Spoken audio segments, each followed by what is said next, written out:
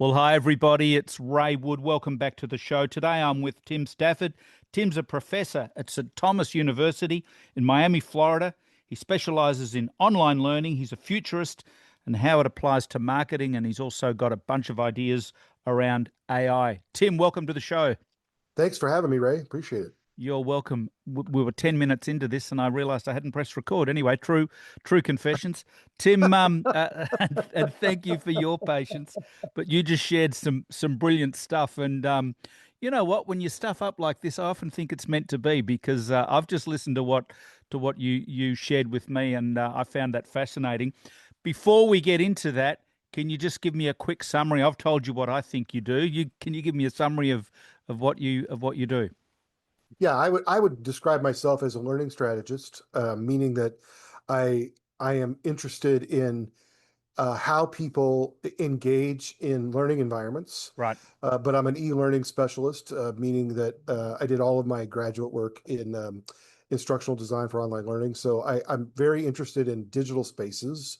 I'm also a futurist, which means that I'm not really looking in a crystal ball to try to see the future, but I'm trying to understand how things need to evolve, what's happening. I'm trying to, see uh, kind of see around the corner a little bit and Right. try to not to predict anything, but just to understand what the best evolution is next. Yeah. And so my work, uh, my doctoral work that I finished in 2014 for my PhD, I looked at marketing structures and engagement models to try to understand how to help students better engage in online learning. Because at the end of the day, Ray, I mean, digital environments do not have digital people. Right. That there are real people that are being a part of these environments. And so I'm very interested in the way that humans learn and how they engage in digital environments and learning environments. But I'm equally as interested in studying marketing because not that I'm a marketer myself necessarily, but I like to see how humans behave in these kind of environments to try to understand that if I can understand what you understand, I might be able to apply that into other fields and build better learning environments for the future of Yeah. education. So that's kind of in a very quick um, Got it. overview. That's kind of it. Got What it. I do.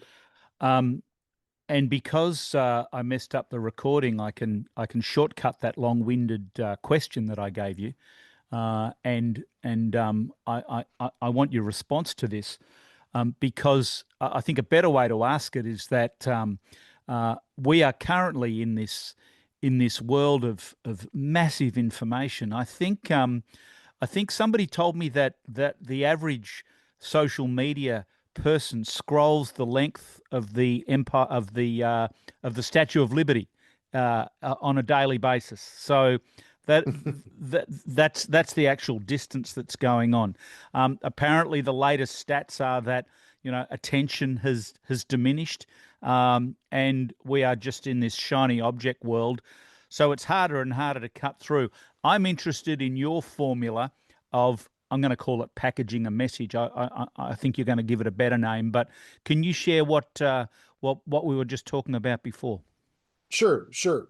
So what I'll do is I'll step back a little bit to what I found when I was doing my own studies, but then for about the last 10 years or so, I've been doing research on this very thing. And I found that um, this kind of formula, these pillars have been seem to be have held true. And as I've studied it, and those are I would call them the four U's. Okay. The four U's um, of human engagement in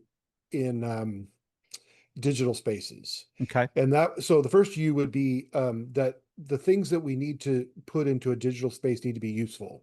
Right. And in 2000, I think it was in 2000, maybe 16 or so, 2015, I read an article that said that at that time, the average person spent less than 6 seconds on anything on social media. That might even be, it might be 2 or 3 seconds now. But just given that idea, let's just say it's 5 or 6 seconds. You have 5 or 6 seconds to determine for a person to determine whether or not this is going to be useful or not. Yeah. And so the idea really has to become what makes something useful? Well, something useful is something that I recognize right away is going to be solving a problem. And so it's almost better, right? Your unique value proposition almost has to be, these are the problems I know you're having. So your car is broken down and you don't know what to do. Okay, that's a problem I understand. And so that seems to me to be useful right now. So your dog is matted and you don't know how to get the mats out of your dog. Okay, well, that's a problem that I can follow. I can follow that problem to the solution. If you put out there how to bathe your dog, I don't know that I don't know that right now in this 6 seconds I'm going to give you that's compelling. Right. And so I got to, although it might be useful, but the idea is you want to make sure that the usefulness is going to be, what problem are you going to solve for me right now? I Got it. think that's probably the most important. The second U is unique. And what I mean by that is I'm going to go back to this idea of a unique value proposition. I know these are business terms and we have all these terms and we can really geek out on all the business terms, but I don't mean to do that. What I do mean to do is to say that what authentically and uniquely do you or your company do that is compelling for a person who literally can have 25 options in a 6 minute session Yeah. online Yeah. for the same thing. Yeah. And I think what makes that interesting is what makes that unique. Some of it might be aesthetics. A lot of people try to use aesthetics, and that might work. But what makes a person stop and listen to you for a minute? And some of that is the problem that you frame. It's true. These views they're not isolated. They're formed together. They're a model, right? Um, but the other thing is you have to understand that, you have to begin to understand how to uniquely position these things. And I Yep. think the typical person, one of the things that I see a lot of, and even in education, we tend to market the product more than we market the unique value proposition. Got it. So for instance, in education, I could talk about this very easily. Um, I can market the fact that I'm doing a consulting course with AI, right? Or I can market the fact that skills of tomorrow are changing and the new consultant is going to need to know those skills. And I just wrote the course that has those skills. That's different. It's unique. It's unique to, and I'm an expert or whatever, whatever I'm going to say that. And so, or I can do a post on a particular skill that AI can help you as a consultant. And if you really want to know all the sauce, come take this course at the university. That's the idea. And that's the thing. I'm pushing something out to them that's going to draw them in to something that's going to be unique to us, that might only be unique for a minute, but Yep. I'm gonna take advantage of that minute. Yep. And I think that's important. The third U is urgent. And urgent, now there are different levels of urgent, and there are the social media tends to capitalize on the what I call the puppies falling off the mountain urgent. And a lot of times we read that kind of urgent and our initial response is reactive. Yep. Well, somebody put up a fence. What do you mean? What's happening? And then we start blaming each other who didn't have the fence parts and whatever, right? That's not really what I'm talking about. Urgency can also be proactive. And urgency in research is, hey, we've noticed something. We've been sitting back and we've been watching something happen in our industry, whatever that is. And I've noticed something among commercial buildings when it comes to plumbing. I've been doing this 30 years, and over the last 30 years, in the last 10 years, I've been noticing something about plumbing in commercial buildings that I want to alert you to, because if we don't stop this, then it's possible that in 20 years, these pipes are going to blow and it's going to be bad or whatever, right? The idea is that I'm sounding the alarm, but I'm not saying, oh my gosh, the balconies are going to fall off this building tomorrow. I'm not You've really saying that. you've I, sown us. You've sown us. Sorry to interrupt, but to yeah, me, you've sown a seed of intrigue a little bit. right. Yeah. Exactly. Yeah. Yeah, That's what I'm that's hearing. exactly right. Yeah. You want them to be compelled to go, well, what is that? Yeah. And does my house have that? Does my building have that? Right? Yeah. It's the idea. It's the idea that I'm planting. That's exactly right. I'm planting a seed of an idea. Yep. And Yep. and so to some degree, Ray, this is the long game. Right. Engagement with humans is the long game. Now, the news doesn't seem to do that. They just go from one cycle to the other, and I think that's why we're all exhausted. Yep. But the reality is, in business, we have to play the long game, and so, and in education, we have to play the long game. What we do right now in education, we'll only know if it worked for 20 years after 20 years. I mean, Right. we have to wait, right? Yeah. So that's the thing. We got to think about that. And so that urgency piece needs to be proactively urgent, not necessarily reactively urgent. Now you can react to things, but you always want to react and be a part of the solve. And then you might have phase solves. You're like, well, what you need to do right now, if your pipe is burst, do this, and then call us because we'll come in and that there is that. But that really shouldn't be the norm. The norm should be these are the kinds of things that we're seeing because we're the experts and we understand what a good window install looks like. Yep. And we're Yep. watching things happen. That's important. And then the fourth U is ultra specific. And ultra specific is important because, um, you know, ambiguous generalities are not compelling. The world is falling apart. Right now, we are seeing them at great, I call it the chicken little people. The Right. chicken little people are dominating the AI space right now. Right. The sky is falling. This is going to take jobs. It's going to, I mean, it's crazy. And so that whole thing is this just kind of general ambiguity of information and misinformation. You just don't want to be any part of that if you want to have humans engage in your digital spaces. What you Yeah. want is to be very specific, because by being very specific, you can then start to push those very specific things together and begin to create a fabric of expertise. Right. It's a fabric of authentic expertise. So it's because I know all these little things. I've got all these little things put together. I talk about this a lot. In 2022 or so, 23, I started really studying artificial intelligence and its impact on education. Of course, then OpenAI blew open, and I've been doing a lot of work on that. It's interesting because at the time that we started on that, we were just looking at, how does this stuff work? What is it?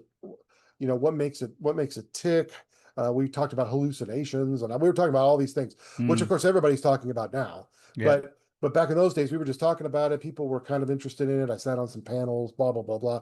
Well, what's interesting is that suddenly, within a year period, I found myself not only going and talking about AI and its impact on like learning or course design or other things. I'm suddenly now on panels of ethics. Right. Well, I wasn't expecting that. Go figure. You know what I mean? I mean, I just all of a sudden it's like, well, what do you think ethically? And my point to you is in a it's like a 18-month period, I am now stackable expert. Right. I wasn't even expecting that. I Yeah. became an expert on integration and implementation and design, and I was keeping working on that. All of a sudden, then I'm working on, okay, well, what's my framework on ethics, and how can I pull other ethics frameworks in and models, and so pretty soon you're just working this thing, and it's just becoming, whoa, this is becoming bigger than I am, and that's the idea. The idea is that I now have I have no space left open right now to be talking and thinking and researching, doing things. Now that'll change over time. There'll be something else, but that's what we want. We want to be boiling this pot, because when the molecules are all banging together, we get that steam that goes up that we can say, this is my soup. Yeah. This is what I'm Yeah. good at. Yep. And when we start to understand which parts are important and which parts I don't have to deal with, and then I can start to speak to those. And so, like, for instance, a really good example right now is if people were to follow me on LinkedIn, they would see that I'm very, very systematically talking about conversations in educational conversations in digital spaces, Okay. and how AI is gonna impact that. I'm just talking about it. I'm not talking about a product. I'm just saying this is something that I've noticed is lacking. And it's not only an educational thing, it's a human thing. it's a human dignity thing, therefore it is also an ethical thing. Yeah, So cool. it's very easy to put it into that swath, right? And so that's really where, and so that really takes us into this whole issue of AI, is that AI then we can ask, and by the way, those four U's, so just to go over them again, Useful, unique, useful, unique, urgent, and ultra specific. specific. Yeah, Those are the same U's that I use to teach my students how to do great research. yeah. Same U's. And I think it's the same U's we can apply to the usefulness of, or the implementation of AI in anything. Okay. Is it going to be useful? Is it going to, does it cause, is it going to help us to be the unique value proposition that we already are? Is it going to help enhance that in some way? Yeah. Um, is it gonna do something is it gonna take away something urgent? Or so is it gonna help us address something? Or is it gonna help us to see something? Jim Collins in his book, A Good to Great, way back in the 90s. Mm-hmm. So the most interesting thing about technology, so the technology is only good for two things. It's either good for accelerating what we already do well, or amplifying what's going wrong. Right. Okay, well, if that's true, then AI is the ultimate It's of that, kind of right? what's Like happening what, with right, AI. right. What we can do right now is we can say, well, what is this going to help us accelerate? Yeah. So there's an urgency, and that's proactive. Mm. And then ultra specifically, what is the lowest hanging fruit that I can take care of right now that AI can help me with? That I can do that. Whether that's helping me with, that might be something as simple as, I'm a terrible typist, and so I'm going to use it to help me make sure that all my emails that go out don't have typos in them. Okay, that's a low hanging fruit, but that's somewhere to start. Yeah. What's the next best thing that we're going to do? And that's very specific. With ultra specific, Tim, my marketing brain says to me that's calling out you. It's almost calling out your audience, because I have this catch cry. I don't know where I heard it from, but it's you might even know. But the it goes, the confused mind always says no. If you're at a restaurant and there's 35 different options, you go, oh, look, all I want to do is talk to my buddy and taste the wine or whatever. Right, It's right, easy on an airplane or at a wedding. It's the chicken or the fish, and the decision's made for you, or the vegetarian meal or whatever it might be. right. There's no confusion. We can get into it. I really like the idea of calling out the audience, and I've those four U's. I just wrote down emotional positioning for engagement. It's like a Mhm. formula It that is. almost like a checklist, because in my world of marketing, if I put a campaign together, or if my clients put a campaign together, um, it's like a day at the races. We're putting the money on the horse, but we don't know how it's going to go until we see the numbers, right? So Exactly. there's a way that we can swing the odds in our favor if we follow some of these rules. I go with the old tried and trusted hook story offer from a Hmm. a Hmm. quick and dirty marketing perspective. But that four use formula, which I've never heard before, it hits those four pillars that kind of brings it all together. So I really like that as a checklist. Yeah, and I think the other thing that does is it helps us to build communities of digital citizens. Right. Yep. Because now it's not just, I'm just putting stuff out there, because what we tend to do is we tend to put aggregates of digital information. Yep. And aggregates of digital information are kind of like me going to Wikipedia and starting from A and seeing if I find something. Yep. And but if I'm putting together communities of digital citizens, what that really is a bunch of people who are interested in the same thing. You could call them affinity groups, people that have an affinity for something, and then we're all together. But the digital space is kind of like what we're doing right now. You and I have an odd affinity for the same thing, but it's a little bit, it almost feels mismatched, but it's not. And so Zoom today is allowing us to talk about that. We're creating today a two-person plus your audience community Yep. around some ideas. Yep. This is the power of the digital space.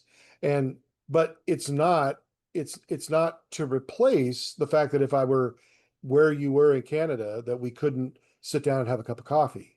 Yep. we're not saying that. But the fact is, the world comes closer together quickly, and it can include a lot of different ideas quickly because of digital spaces. So I would say you're exactly right. These are emotional indexes, Yep. because people that are in these spaces are emotional creatures, and they're doing these things for emotional reasons. Sorry, I have an alarm going on. Hang on a second. Okay, that's if good. if Um, if if we're hitting those 4 U's though, Tim, that's though, and people are seeing our messages, and we're hitting those four nails with our hammer solidly, um, uh, and we're looking to engage, and I'm talking social media and posts and videos and our marketing, etc., where we're hoping to get return visitors. Obviously, are we not building effectively? Are we not building trust, which is sure we obviously the are. next level with Sure we are. something like Yeah. that? Yeah. Yeah, and a lot of times, in the marketing field, right, we hear about people knowing, liking, and trusting you, Yep. and I appreciate that. I appreciate that model. Where I get caught up in it is when I start asking a question. So, what does it mean to know, Mm. or what does it mean to like, or what does it mean to trust? I think you're exactly right. This is, if you're going to build something like trust, then that's an emotional reality, Yes. and you're going to do that because I'm going to listen to you, and I'm going to go, yeah, I like that guy, and I like him, and so therefore I like what he says, and I like that he makes me feel blank, and I Hmm. like that he talks about the issues that I'm having a problem with. It becomes very personal, Yeah. and very, and it's kind of metaphysical. It becomes kind of existential.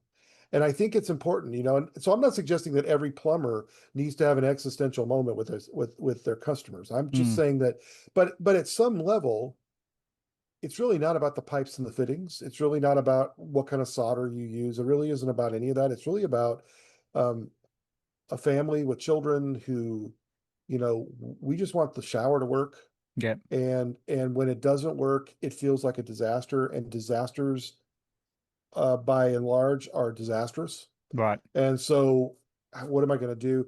And I'm going to be much more likely to trust a person that I feel like knows I have a mentor of mine that says it this way: you want people to feel like you've solved this problem a million times before. Yeah. Yeah. But And well, if you that's can the do that, confidence, I guess, isn't it? but that's really where that trust factor comes in. But if I tell you, well, I've solved this a million times before, well, that's not the same thing as you being an expert Yeah. that authentically. Can we just revisit something that really sparked something in my brain? When you talked about rather than telling them what the product is, you said, "Well, I've been thinking about this lately, and I, so far, and it's kind of." That is like hyper engaging, isn't it? People are It buying is. into it because if you tell somebody something, nobody wants to be told to, nobody Right. wants to be not lectured. Well, you're a professor, I should be careful, I guess, but No, nobody I wants to be, agree. you know what I I mean? agree. So, but if the way that you communicated that, the way that you positioned that, I suddenly felt like I had some ownership and I was interested to know more. So so I don't know whether that's like an NLP thing or something, but I think that's pretty cool. Yeah. Yeah, no, you do. You always want to position yourself in such a way that that people that people have are compelled to get in the conversation with you. Right. Yeah. So if I'm trying to sell a product, like I have a product right now that I'm working on that helps to create conversations in online spaces. So Okay. using AI, that's the easiest way to explain it. Okay, so if I say conversations in AI, so if you want to have good conversations in AI, use my product. Right. Okay, that's one thing, and I can very easily go, I'm doing fine. Mm-hmm. But if I Yep. start conversations by saying things like, um, conversations, as an instructor, I'm just really becoming concerned that AI is having all the conversations in online learning. Oh, well, now I'm going to have 30 people go, boy, me too. And Yep. that's right. And then all Yep. of a sudden I have this crew. Now I've got their attention. So now the next time I can say, seems to me like, the post once, respond twice thing just just invites that. I mean, it just seems to invite that kind of thing because people are busy and most grad students are professionals, and you're just building. I think part of the problem is though is that you have to be patient with this. Yeah. There's a patience factor here, and you almost really you gotta want to pull all that together. Yeah. You gotta want to understand. But once that gets going, then what happens is like I just as an example, we had somebody the other day just say, do a reply. Yeah, I mean, really, what needs to happen is there needs to be some sort of a platform that's built into these things that allows for Socratic type conversation about certain things. Well, that's exactly what I built. Right. Yeah. I'm waiting. I said, that's exactly right. In fact, that's exactly what I'm working with and thinking through and trying to figure out how to do. Da, da, da, da, da, da. And then somebody over here might say, yeah, I've been working on that too. Yeah. And what happens is, like I told you before, we're building a community Yeah. around one thing. And that's what I want to try to get your listeners to see that I've created all of it. I've Yeah. created it's useful, Yeah. it's unique, it's urgent. I can see the urgency. And now it's ultra specific. It's one thing. I'm trying to get one thing accomplished. All right. And then but then again, on the other side of it, what's my ultimate minimum viable product? Well, my minimum viable product is a platform, yes. And to get some institutions to do some pilot studies with me. Right. That's actually my first step, right? Not, per seat buying and what does this look like and how many, because it can get so I can literally kill the whole thing in one Yeah. minute. Yeah. So it's like, well, how many of you would be willing to do, if I provided the platform, how many of you would be willing to put some of your classes on it and let's start to see what this looks like and da, da, da. That's the thing. But it's like I told you before, it's the long game. Yeah. And I Yeah. think a lot of times, if you're doing marketing, right? And I'm certainly not suggesting that you don't buy ads and do a lot of short marketing. I mean, I know people got to get their phone to ring, and I'm not suggesting otherwise. What I am saying though, that as a part of your strategy of engaging humans in digital spaces, my advice would be based on my research, is that you have a long game strategy. Right. That you're in the long game. The ultimate goal of the long game is to build a community of people around you and what makes you unique, and do that by having conversations with them that they are actually informing more of what you're going to ultimately do than you understand right now. Yeah. Yeah. You can just start Like a asking digital, questions. like a digital community, um, Exactly. Right. insofar as uh, all these people that you and I know really quite well, but we've never physically met, right? Exactly. Exactly. Yeah. Exactly. It's kind of Right. our And what world. happened? Yeah, and that's what happens. You end up saying, how many of you are struggling with this? And then now you have now you have the beginnings of a community, Yeah. because you're all centered around one unique, useful solution to a problem. Yeah. And but you're all being a part of it. And let me tell you, when a person has an ownership of a solution, you don't have to sell them that solution. Yeah. That's true. Yeah. Tim, do you have any? And you've spent a lot of time thinking and working and researching in this space with marketing and now moving into AI. I mean, who can avoid it? Do you have any inkling or any ideas as to what the future might look like with these artificial platforms? Yeah, I think that there are some interesting things that are coming down the pipe in cognitive behavioral therapy. We're seeing a lot of therapists begin to look at what platforms can look like to help engage conversations with patients in Right. between therapy sessions. We've got, of course, there's a lot of workflow type things that are happening. That's always going to be first. How do you get how do I pull in this API and attach it to my spreadsheet so that there's always that. I think there's a lot of that, but I really think what's coming down the pipe really is the ability for us, all of us in any industry, to to flesh things out in a way that's going to make us create better things faster. Like a really good example is I've developed a set of tools for creating coursework as a good example. Okay. And and the whole premise of what I started with was the idea that I wanted to get rid of what's called blank page syndrome, which Right. is, like for you, if you were going to write a marketing course for the university, and I said to you, all right, Ray, the next time we get together, give me the outline. It's a 7-week course. Most people would go, where do I start? I mean, what do you mean? And it's the blank page is scary to a lot of people. Yep. But if I sent you, hey, here's what basically we've been doing in the past, um, what do you think? You could look at that and go, yeah, I wouldn't do any of that. In fact, okay, but this gives me a good place to start because from here, I'll develop something. That's just the human. Okay. Well, what I wanted to do was create tools that would allow people to start the idea and then the AI start helping them flesh out what that could look like. Yes. And because the AI doesn't care if you hate it or not, it doesn't care. It's no emotion, and it's really not thinking anyway. It's just getting information. So if we train it right, it'll have a good sense of information of what it should be giving you.